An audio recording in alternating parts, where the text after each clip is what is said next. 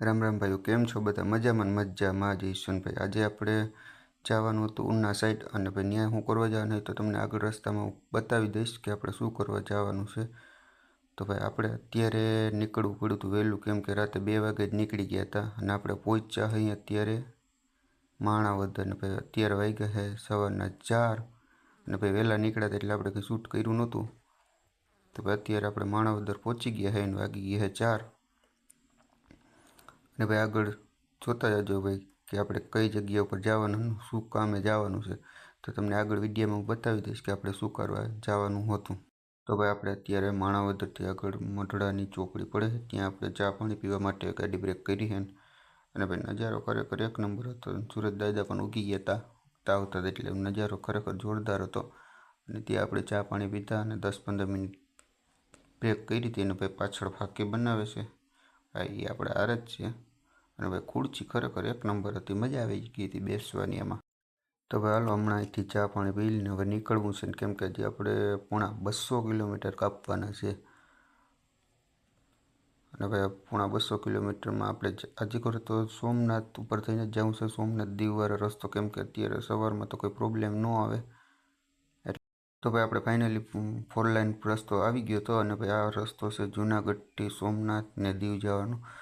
ભાઈ આ રસ્તો સારો હતો, પણ ખાલી ગોઠણ ક્યાંક ક્યાંક ખાડા આવતા હતા, બાકી બહુ વાંધો નહોતો. ક્યારેક ક્યારેક જ વળી ગોઠણમાં ખાડા આવી જતા હતા, પણ હાલ એટલો રસ્તામાં તો કંઈ નડે નહીં. ખાલી સસ્પેન્શન જ થાય તો સસ્પેન્શન જ બેસે, બાકી બીજો કોઈ પ્રોબ્લેમ આવે નહીં. તો ચાલો કન્ટિન્યુ આપણે ચાલુ રાખીએ. ને આ બાજુ નારિયેળીના અને આંબાના એટલા બગીચા એની વાત જ જવા દો, કેમ કે એનો મેન ખેતીનો અહીંયા જ થાય છે, આંબાની અને નારિયેળની. તો બહુ બગીચા આવે અને ભાઈ નારિયેળી પણ બહુ ઊંચી છે. અને ભાઈ ચાલો કન્ટિન્યુ ચાલુ રાખીએ આપણે. અને ભાઈ સોમનાથથી હવે જાજા છેટા નથી, આપણે સોમનાથ પણ જવાનું નથી આપણે સોમનાથ, કેમ કે આપણે સારા કામમાં જઈએ છીએ એકબીજા, તો ડાયરેક્ટ આપણે પહેલાં ત્યાં જ જવાનું છે. ફાઇનલી તમને જણાવી દઉં છું કે આપણે ત્યાં શું કરવા જવાનું હતું. ત્યાં આપણે એક સારા કામે ગયા હતા, કેમ કે એક દીકરા દીકરીનો સંબંધ કર્યો હતો ને, તો એના માટે ગયા હતા. અને ભાઈ આપણે તો વર્ધીમાં ગયા હતા, આપણે કંઈ નહોતું બીજું. અને ભાઈ તમને ખાસ જણાવી દઉં, ગાડીની સ્પીડ જોઈને કોઈ કમેન્ટ ના કરતા, કેમ કે ગાડી કાયમી આપણે ડેલી એટલી હાંકતા હોય ને 400-500 કિલોમીટર, તો લિમિટ ક્રોસ ન કરાય, કેમ કે આપણી સેફટી જરૂરી છે પહેલાં.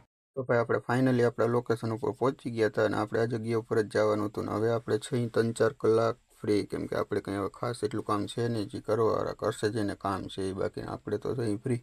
તો ચાલો કંઈક વિચારીએ બાકીનું આગળ. તો ભાઈ આપણે આજુ કોઈ રસ્તો બદલાવી નાખ્યો હતો, કેમ કે એનું એક કારણ હતું બદલાવાનું, કેમ કે આપણે સિંહ કદાચ જોવા મળે તો મળી જાય, એટલે આપણે મેન રસ્તો સાસણ ગીરનો મેન રસ્તો છે એ લીધો આજુ કરે, કેમ કે આખો રસ્તામાં જંગલ વિસ્તાર જ આવે, ને જંગલમાંથી જ આ પસાર થાય આખો રસ્તો. ને ભાઈ સામેથી આવે 108, અને ભાઈ એનું હજી મુહૂર્ત કર્યું જ છે ને હવે નવી હતી, એટલે ભાઈ આપણે એને હજી રસ્તામાં જોઈ જંગલ વિસ્તાર કેવોક આવે ને કેવું જંગલ છે ને પછી આગળ કદાચ સિંહ જોવા મળે તો મળે એવું છે. બાય ચાન્સ મળી જાય તો મળી જાય, એમાં એવું હોય.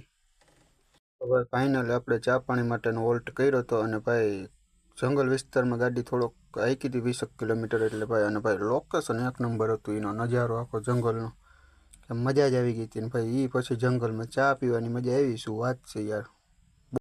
તો ભાઈ સામે હોટલ દેખાય એ રાધે હોટલ છે, અને ભાઈ આપણે ચા પીધી હતી ને એ કનૈયા હોટલ છે. અહીંયા લગભગ બધા આયર ભાઈ જાય છે, કેમ કે બધા કાનાના રાધાના જ પોસ્ટર મારેલા છે. અને ભાઈ આપણે અહીં થાબડી પેડા પણ સારા બનાવે, બહુ એક નંબર પેડા હતા. અને ભાઈ આપણે ખાધા અને પછી લઈ લીધા સાથે. અને ભાઈ તમને આ મેન કારણ બતાવી દઉં કે રીઝન, કે ભાઈ આ રસ્તો શું કરવા આપણે ચૂઝ કર્યો, કેમ કે એનું મેન કારણ એ હતું કે આપણે ટાઈમ થઈ ગયો તો આવું, આપણે વાગી ગયા હતા 4. અને ભાઈ 5 થી 8 વાગ્યા સુધીમાં થોડુંક રોકવાવાળું વધારે જ હોય પોલીસનું. અને ભાઈ એ સોમનાથવાળા હાઈવે ઉપર અત્યારે બહુ જાજુ હાલે થોડુંક રોકવાનું, તો આપણે પછી એ રસ્તો ના લીધો. અને પછી મેન ગીર. તો ભાઈ આપણે ચા પાણી પીને નીકળ્યા તો પાછો એક ગેટ આવી ગયો તો ગીરનો, અંદર જંગલનો મેન વિસ્તારનો. અને ભાઈ મને એવું લાગ્યું હતું કે અહીં એન્ટ્રી કરાવી જોઈશે, પણ એન્ટ્રી નથી કરી, આપણે એમને જવા દીધા હતા. અને ભાઈ આ રસ્તામાં 5 વાગ્યા પછી ન હોય, એનું મેન કારણ એ છે કે ભાઈ કંઈક ગાડીમાં ફોલ્ટ થાય તો ભાઈ અહીંયા પછી કોઈ ઊભું રહે નહીં, કોઈ જોવાય ન મળે અહીંયા. તો મેન જંગલ વિસ્તાર આવી ગયો તો ભાઈ. અને ભાઈ આ રસ્તામાં 40-50 ફૂટ હાલે ને ત્યાં સ્પીડ બ્રેકર આવી જાય તો નથી ગાડી 30-40થી ઉપર થતી કે નથી બીજું કંઈ જનાવર કે કંઈ જોવા જડતા ભાઈ સિંહ કે એવું કંઈ જોવા પણ ના મળ્યું આપને એવું હતું કે કંઈક મળી જાય જોવા પણ ના મળ્યું. અને ભાઈ આ રસ્તામાં 5 વાગ્યા પછી ન હોય કેમ કે એનું મેઇન કારણ એ છે કે ગાડીમાં કંઈ ફોલ્ટ થયો તો કંઈ રસ્તો ના રહી આપણી પાસે લેવાનો. અને ભાઈ બીજો ફોલ્ટ તો થાય કે ન થાય પણ પંચર પડે ને તોય આપણી પાસે ઓપ્શન ના હોય કંઈ કે ભાઈ ટાયર બદલાવવું કે ના બદલાવવું નીચે ઉતરે નહીં એવી પોઝિશનમાં હોય આ રસ્તો અત્યારે. અને ભાઈ સાંજે ખરેખર ન નીકળે આ બાજુ 5 વાગ્યા પછી. અને ભાઈ આપણાથી લેતા તો લેવાઈ ગયો તો રસ્તો પણ ના લેવાય ખરેખર જો ગાડી કેટલી તો ભાઈ આપણે અત્યારે જામજોધપુર પહોંચી ગયા અહીં પાછા. અને ભાઈ અત્યારે વાગી ગયા હતા 11 અને અહીંયા લે ગરબી હજી. અને ભાઈ આપણા અવાનવા ખળભળિયા વિડીયો જોવા માટે સબસ્ક્રાઈબ કરી લેજો. જય મુરલીધર, જય મા મોગલ.